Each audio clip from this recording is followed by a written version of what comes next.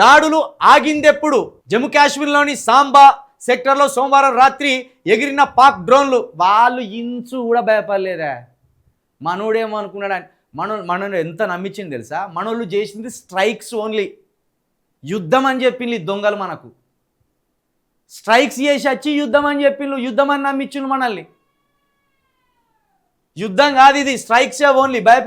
భయపెట్టి వద్దాం అనుకున్నారు వాళ్ళు. భయపడరేమో అని వాళ్ళు అనుకున్నారు.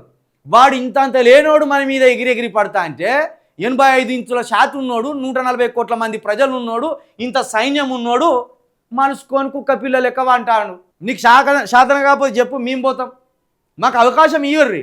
మా తెలంగాణ నుండి 1,00,000 మంది వస్తాం. ఫస్ట్ పేరు నేనే రాపించుకుంటా ఫస్ట్ పేరు. శాతగాని ప్రధానమంత్రి ఉండి ఇట్లా తాపకోసారి వాడు డ్రోన్లు ఎగిరెత్తా అంటే, వాడు తాపకోసారి మీ లెక్కెంతరా అని వాడు సవాల్ చేస్తా అంటే ఇట్లా.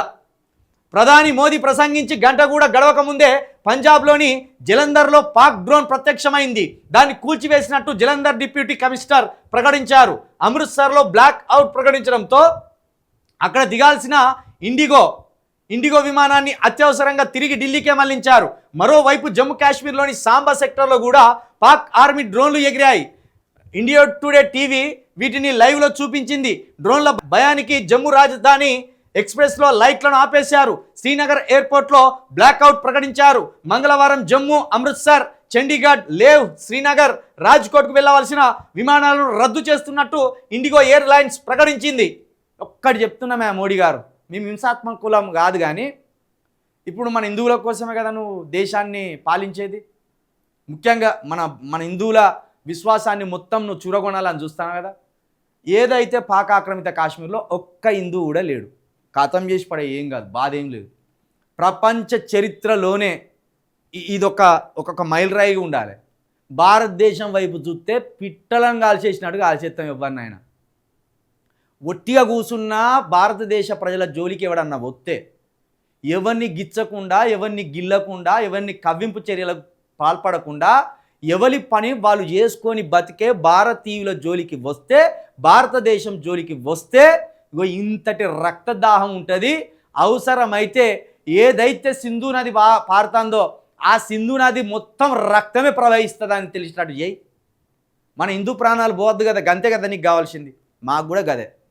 ఈ భారతదేశంలో ముఖ్యంగా ఈ భారతదేశంలో ఉన్న హిందువులు, ముస్లింలు, క్రైస్తవులు, ఎవరైనా ఏ మతస్థులైనా వాళ్ళ ప్రాణం పోకుండా ఇక పరాయి దేశంలో ఎవరి ప్రాణమైనా తీసినా మంచిదే కదా. మన దేశం మీదకి వస్తే పాక్ ఆక్రమిత కాశ్మీర్లో ఉన్న వాళ్ళు అయితే మనోళ్ళు కాదు కదా.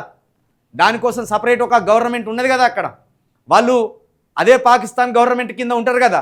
మరి వాళ్ళు మనకు స్నేహితులు ఎట్లా అవుతారా? వాళ్ళు మనకెట్లా స్నేహితులు అవుతారా? వాళ్ళు మన మాట వాళ్ళు ఎందుకు వింటారు? లేపడే ఏం కాదు, లేపడే. మన శత్రు సంహారమే కదా కావాల్సింది. శత్రువును సంహరించడమే మాకు కావాల్సింది. యుద్ధం వస్తే, రక్తం వస్తే అని రాదా? మనల్ని గిల్లినప్పుడు మనకు నొప్పి కలగలేదా?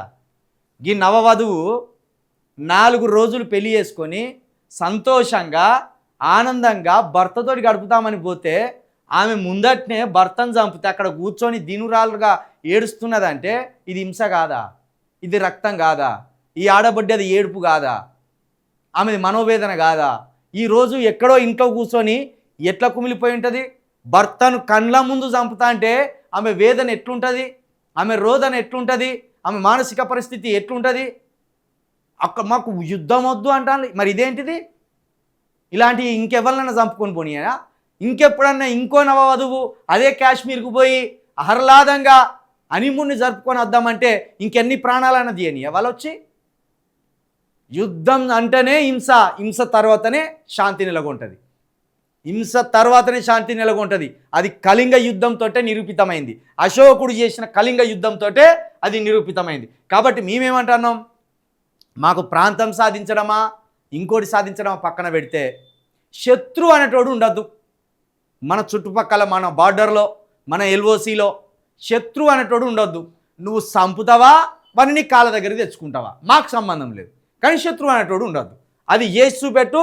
చేలో మోడీ గారు నీ కాళ్ళు మేమే గడుగుతాం, నీ కాళ్ళు మేమే గడుగుతాం.